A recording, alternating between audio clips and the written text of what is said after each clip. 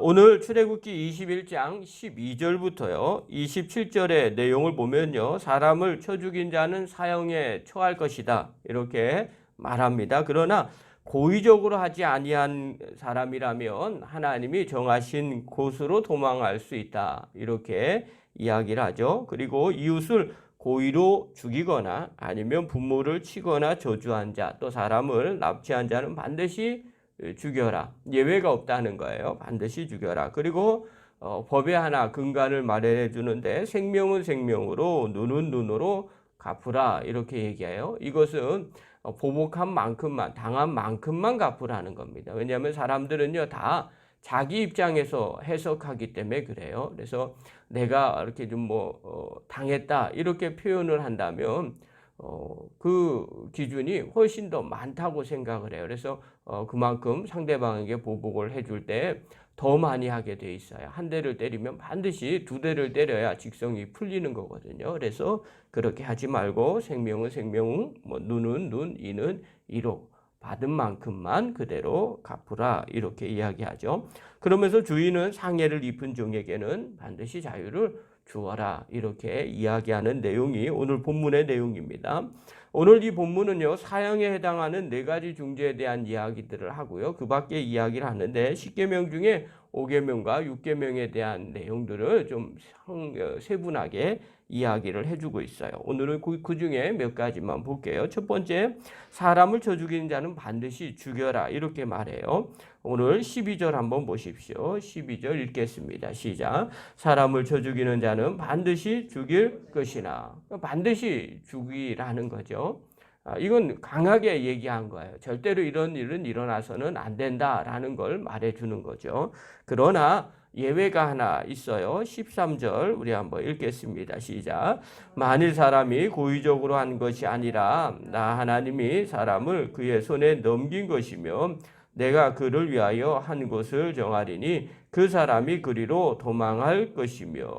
어떤 거냐면 고의적으로 한 것이 아니다. 그리고 나 하나님이 사람을 그의 손에 넘긴 것이며 우리가 보기엔 하나님께서 저 사람 영혼을 다하기 위해서 때로는 사람 손을 빌릴 때가 있다는 거죠. 이것은 아주 고의적으로 죽인 것이 아니라 하나님의 뜻 가운데 일어난 일들이 혹여나 있을 수 있다는 거예요. 그러면 그런 사람은 하나님께서 한 곳을 정해 주셨다는 거예요. 그래서 그곳으로 도망가면 살 거라는 거죠.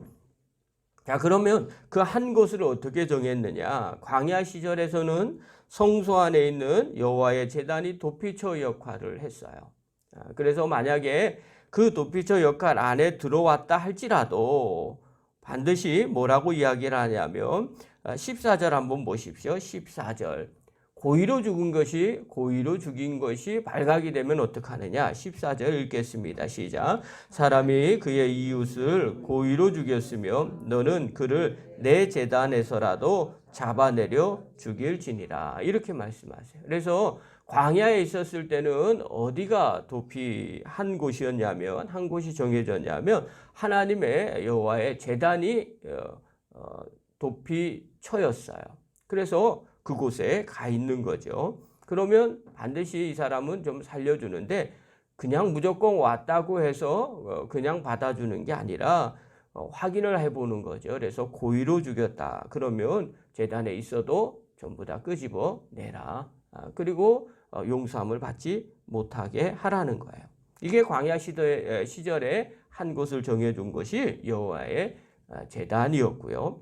이후에 가나안 정복 이후에는 공식적으로 도피성을 6개를 만들어 놓았어요. 그래서 그곳으로 가는 사람들만은 전부 다 살려주는 거죠. 자, 그렇다면 이 도피성에 간다고 무조건 살려줬겠어요? 그것도 아니겠죠. 도피성에 일단 들어오면 일단은 보호하겠죠. 그리고 난 뒤에 확인을 해서 그가 부지 중에 살인한 건지 아니면 고의로 살인한 건지를 확인을 하죠. 그리고 고의로 살인했다면 내쫓는 거죠. 그렇지 않고 부지 중에 혹여나 실수로 그렇게 됐다면 그 도피처에서 살 수 있게 만들어 준 겁니다. 자, 그렇다면 이것이 우리에게 어떤 의미가 있는가? 우리도 좀 생각해 볼 필요가 있죠. 물론 도피성이라는 것은 예수 그리스도의 보혈의 은혜를 상징하고 있지만 또 다른 한편 이 원리를 그대로 보면 우리도 인생을 살아갈 때 상대방이나 주변 사람들에게 여러 가지 문제를 겪을 때가 있더라는 거죠. 그러면 그 문제를 어떻게 봐야 되는가 할 때 마음에 있는 것 아예 작정하고 하는 것인지 아니면 우발적으로 일어난 일인지 아니면 실수로 그렇게 하는 건지를 우리가 확인해 볼 필요가 있다는 거죠. 그래서 그거에 따라 경중의 유무를 따라서 우리가 대처할 수 있게 되더라는 거예요. 그러니까 결론 하나만 갖고 우리가 결정하지 마시고 그 앞뒤 문맥도 좀 보시고요. 상황도 볼 줄 알아야 되는 거죠. 두 번째로 사형에 해당하는 자는 저주하는 거예요. 부모를 저주하는 것. 이런 일은 사형에 해당한다는 거예요. 17절 한번 보십시오. 17절 읽겠습니다. 시작. 자기의 아버지나 어머니를 저주하는 자는 반드시 죽일지니라. 아버지나 어머니를 저주하는 자는 반드시 죽이라는 거예요. 자, 여기서 저주라는 단어가 뭐냐면 칼날이라는 단어예요. 칼날. 뜻은 모욕하고 회방한다는 뜻이에요. 그런데 이런 자는 반드시 죽이라는 거예요. 하나님이 좀 엄하게 말씀을 하세요. 자, 왜 부모를 저주하는 자를 이렇게 강력하게 처벌을 할까? 우리의 생각이죠. 우리의 육신의 생명을 낳아준 부모였기 때문에 내 부모를 공경하라. 이렇게 십계명에도 나와 있지 않습니까? 그러니 그렇게 섬기는 것이 지극히 당연한 겁니다. 이렇게만 얘기하면 이건 효사상하고 같아요. 그러니까 우리 동양 입장에서는 당연히 효사상이죠. 이거와 거의 흡사한 거예요. 그런데 사실은 유대인 입장에서 보면 그때 당시에 고대 근동의 입장에서 보면 그거하고 조금 달라요. 그러니까 우리가 이 부분을 좀 볼 필요가 있는 거죠.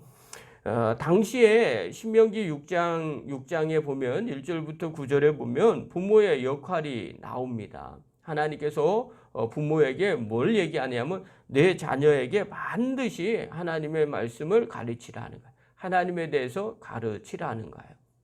그래서 그 자녀들이 반드시 신앙을 갖도록 만들어라. 그것이 부모의 역할이에요. 그래서 부모의 역할은요, 생명을 낳아준 것뿐만 아니라 더 중요한 것은 그 자녀의 신앙을 지도하는 것이 부모의 역할이에요. 그래서 내 자손들이 평생토록 여호와를 섬기도록 마음을 다하고 뜻을 다하고 힘을 다하여 하나님 사랑하도록 부지런히 가르치고 또 강론하라는 거예요. 그래서 6장은요, 쉐마 이렇게 이야기해요. 들으라 이스라엘아 이러면서 계속해서 얘기하는 거예요. 그렇다면 하나님 입장에서는 뭐냐면요, 이 부모는 이스라엘 백성들도 그렇게 생각했지만 하나님의 대언자라고 생각을 했어요.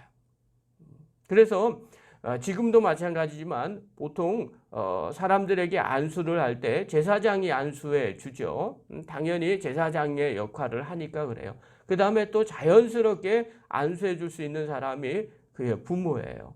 부모가 자녀를 위해서 안수를 해 줍니다. 곧 부모는 제사장과의 같은 역할을 감당한다는 걸 의미하는 거예요. 하나님의 대언자이기 때문에 그렇죠. 하나님을 대신하는 사람이기 때문에 그래요. 그러니까 하나님을 대신하는 그 사람을 저주한다? 그 얘기는 곧 하나님을 저주하는 것과 같은 뜻으로 받아들이는 겁니다. 그러니까 하나님을 거역하는 자, 하나님을 저주하는 자를 하나님이 어떻게 하시겠어요? 당연히 놔둘 수가 없는 거죠. 그런 자는 반드시 죽일지니라 이렇게 말해요. 그래서 우리도 마찬가지죠. 예수님께서도 그 이야기를 하셨어요. 하나님을 공경하고 섬긴다고 하나님 사랑한다는 게 뭐냐라고 얘기할 때 내 부모를 공경하지 못하고서 어떻게 하나님을 공경할 수 있겠느냐. 그러니 하나님을 공경한다는 지렛대가 곧 내 부모를 공경하는 거다. 이 부모는 육적인 부모라고 이야기해서 공경하는 그런 의미도 있겠지만 더 나아가서 하나님의 대언자라고 생각을 하기 때문에 그 사람을 그 부모를 공경하지 않고서는 하나님을 공경할 수가 없게 된다는 것을 말해주고 있는 거예요. 자, 그렇다면 이걸 조금 더 생각할게요. 그럼 내가 부모라면 어떻게 해야 되는가? 아, 내가 하나님의 대언자구나. 아, 하나님의 일을 내가 대신하고 있구나. 그러니 우리의 신앙의 자손들에게, 내 자녀들에게 계속해서 이 신앙을 가르쳐주고 물려주는 책임이 우리에게 있다는 거예요. 하나님을 대신해서 하나님에 대해서 가르쳐 주는 거죠. 자, 그렇다면 이제 자녀라면 어떻게 생각해야 될까? 아, 신앙의 선배인 부모님의 가르침을 하나님의 가르침으로 받아들여야 된다는 겁니다. 그래서 그 신앙을 전수받고, 아, 하나님이 말씀하시는 것, 곧 우리 부모님이 하나님을 대신해서 말씀을 하고 계시는구나. 그렇게 받아들이고 공경해야 된다는 거죠. 그것이 곧 하나님을 섬기는 모습이에요. 그런데 하나님은 부모를 저주한다면 곧 하나님을 저주하는 거기 때문에 반드시 죽일지니라, 이렇게 말씀하고 있습니다. 오늘 이 새벽에 나온 귀한 성도 여러분, 또 영상을 보는 귀한 성도 여러분, 마음 가운데 늘 새기시기를 바랍니다. 내가 부지 중에 실수할 수 있습니다. 그러나 그것은 회개하고 그리고 사과하고 돌이키면 됩니다. 그러나 마음 먹고 한다는 것, 그것은 하나님이 좋게 보지 않으시죠. 또 부모를 저주한다는 것은 곧 하나님을 부인하는 것과 같습니다. 그래서 늘 마음 가운데 그 뜻과 원리를 새기시고 하나님의 말씀대로 또 순종하며 살아가는 축복의 종이 되기를 간절히 축원합니다. 기도하겠습니다.